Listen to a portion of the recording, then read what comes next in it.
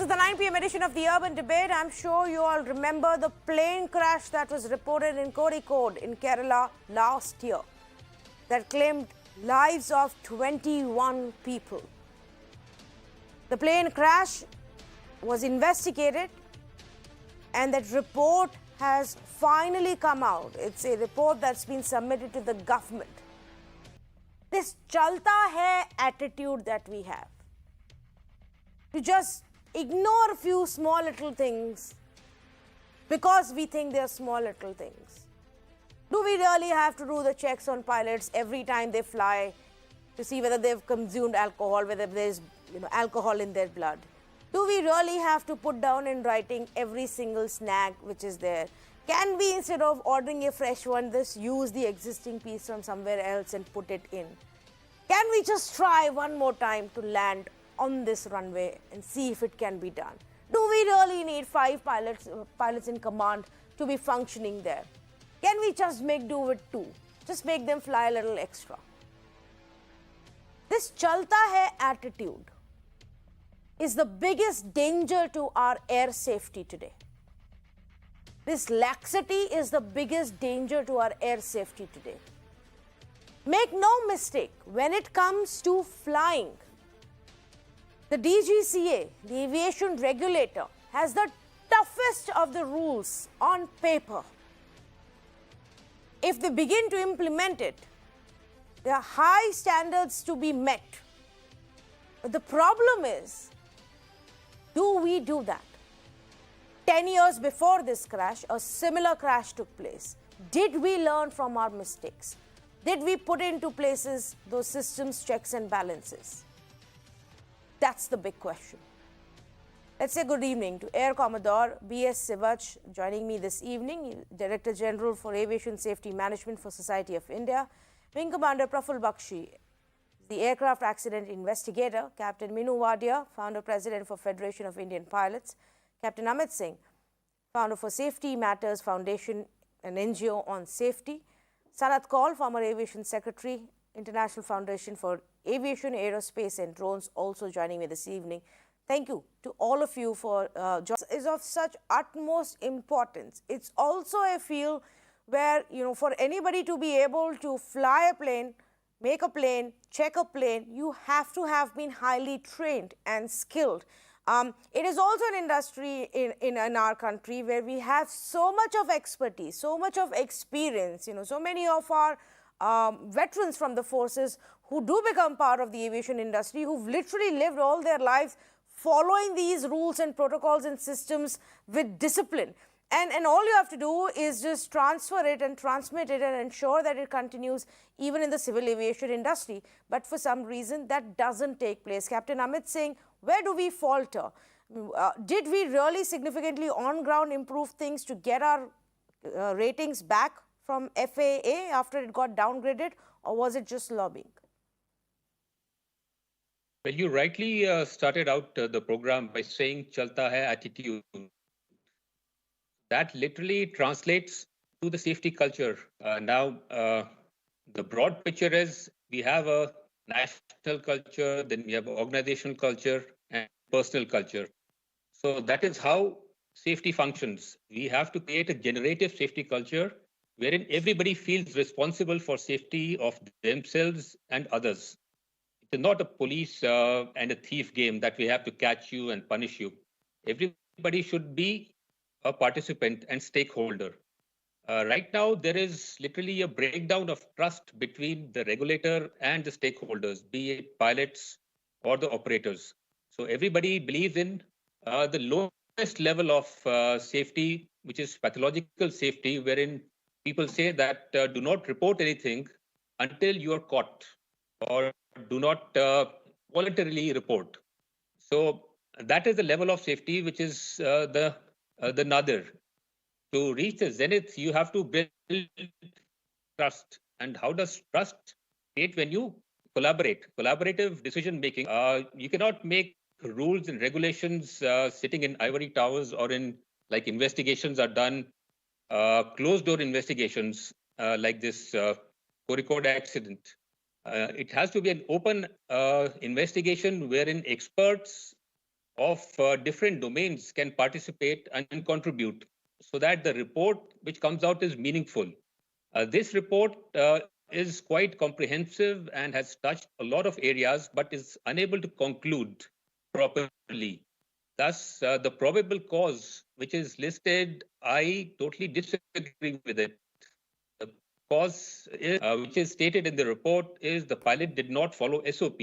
Now, if you do a root cause analysis properly, then you have to go deeper into it. Why did the pilot not follow SOP? So those are the things which have not been done. You cannot, pilot did not follow the SOP is just a symptom. It is not the root cause. The problem is the culture prevalent in the aviation today. So the regulator does not have effective oversight. They may have oversight, but it is not effective. There is a video which is being circulated of an Air India aircraft landing at Port Blair, middle of the runway. And that was in 2019. Nothing was done about it.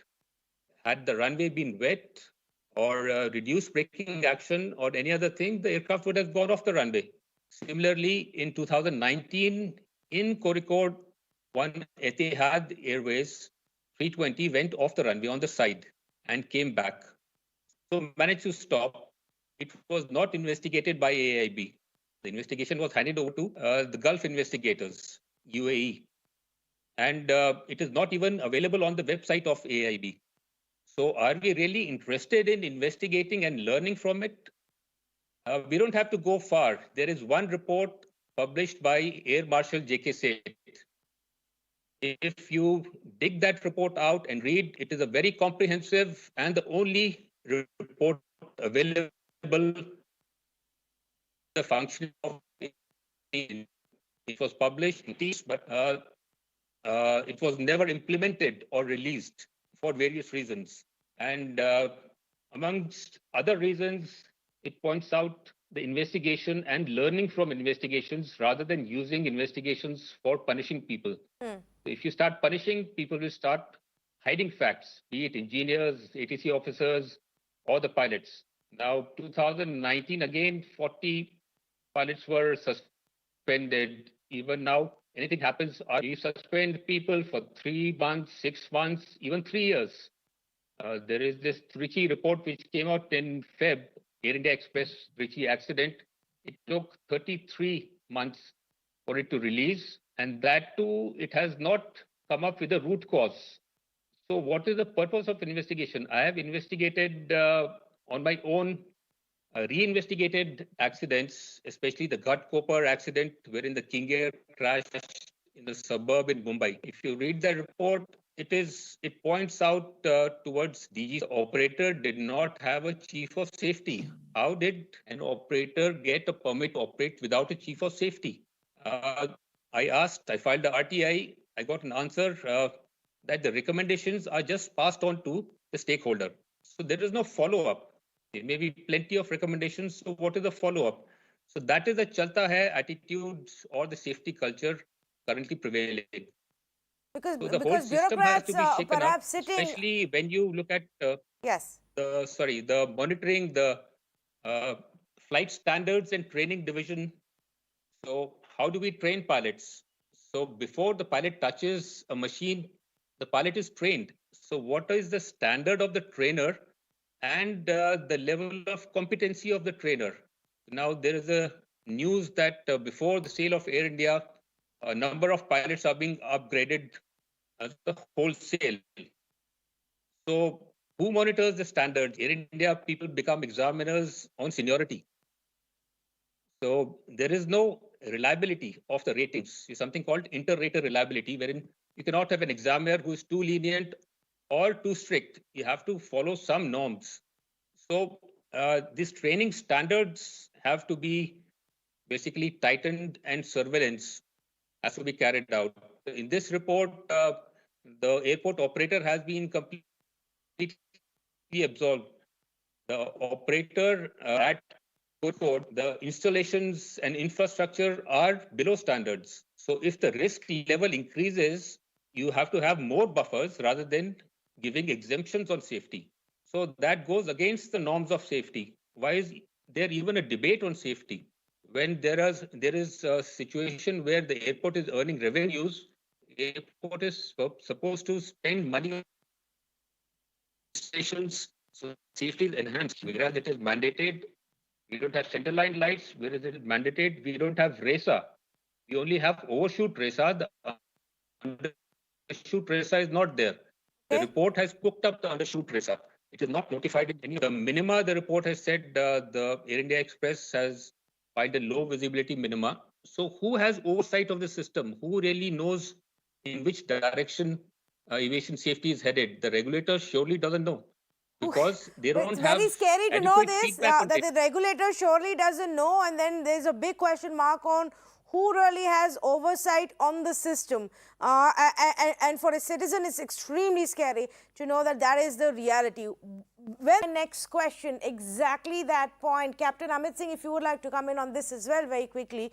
DGCA on paper has so many rules and regulations and requirements, so training requirements, skill upgradation requirement, exams every 6 months, training courses to be done every 1 year for you to be able to continue flying. So many of these systems in place. But is it, what Air Commodore Sivach is saying, is that the reality? It's just become a, kind of a farce where people just go attend it simply to mark attendance and get the certificate. That has been put across very rightly, aptly. We do not do meaningful training. Yeah. We just go through the motions. So we check every box that we have done monsoon training, we have done ground school. Where is the learning?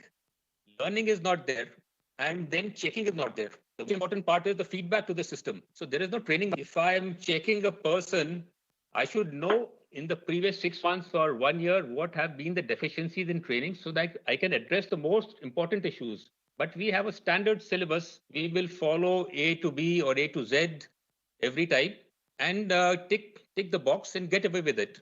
So the standards and implementation of training in a meaningful manner is not there. Now, DGCA wants to come up with something called evidence-based training, which is the new concept or the buzzword in aviation. But that is a European concept, and that is being marketed by lobbies. India is not in a position to implement because the regulator of the Flight Standards Division is not in a position to correctly understand the concept and implement it. First, we have to be trained on the concept. But we have uh, the concepts of Indian concepts, the Vedic concepts of learning, which even Airbus is coming back to. Airbus is coming to personalized training, understanding what is the real need of the trainee, and then devising a syllabus to meet the requirements. So we have something called Nidhi Dhyasan in the Vedic learning and personalized learning, that is personality development and training. You not have a person coming in a Ferrari driving at 100 kilometers, 150, and then switching roles to following SOPs. The inherent attitude or behavior of the person cannot be changed. It can only be controlled. So these concepts are not understood by the regulator. They're just implemented ad hoc. So ad hocism is prevalent everywhere. Just tick the box and get over with it. So every pilot who goes for a refresher wants to get over with the training, get a certificate, rightly said. But what is the learning? Every businessman will look for return of investment. The airline is investing money in simulator training, ground school. What is my return? Have you observed any change from the previous? Nothing is recorded. It is just past. So where is the return of investment or return of training? And tracking the training record. We spend millions in flight data recording and analyzing any exceedances. 100% monitoring has to be done by DGCA. But that is a reactive measure after an incident, accident happens. But during training, detailed recording of the training session is never done because the biggest lacuna in the system is a trainer. Right. A trainer is assigned or designated as an expert, subject matter expert overnight. The moment a normal pilot joins DGCA, he or she becomes an expert. So that cannot happen. Captain Singh, the one point that you raised, I think, is very important. When you said that businessmen will also look for return on investment, and what is it that they're getting out of it. But unfortunately, sometimes they tend to take it to the point of safety as well, where it becomes dangerous. Safety can't be seen from the aspect of what return am I getting. It will perhaps be a once in 10 years accident that will grab the headlines. But it's the daily compromise on safety that actually brings us to that point. My apologies, Captain Meenu Wadi, I'm completely out of time. But perhaps another day we'll have another conversation with all of you gentlemen. Thank you so much for joining us on this. You heard from our experts the way protocols and systems are ignored, the way the basics of training and skill upgradation, the way the basics of oversight are not implemented, makes it extremely unsafe the way our airlines are flying today. To the point where in 2014, the International Federation of Airlines actually downgraded India's ratings on safety for a year. We haven't come very far from there. To the point that now same kind of a crash has happened twice in the last 2 decades. Shows we haven't come very far from that. And if you speak to any expert linked to the aviation, they will tell you the same thing. This chalta hai attitude. Because every day hundreds of flights are in air, taking to the skies and landing safely without any loss of life. So people tend to get complacent about it. More importantly, the aviation regulator tends to get complacent about it.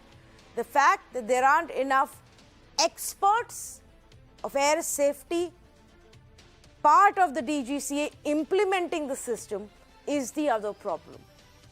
It is high time our government wakes up and brings about a change. If nothing else, this report, the Kerala crash investigation report, shouldn't just be about putting the blame on one individual or 2 or 3 to say, oh, the Met officer was not there, oh, the pilot did not follow the systems, oh, the airline staff wasn't present. It's a systemic failure at every level, from the airport to the airline to the aviation regulator and the individuals. And the lesson to be learned here is that the systemic problems and the lapses have to be fixed, not just punishment to 1 or 2 people. Completely out of time. Thank you for joining us on this conversation.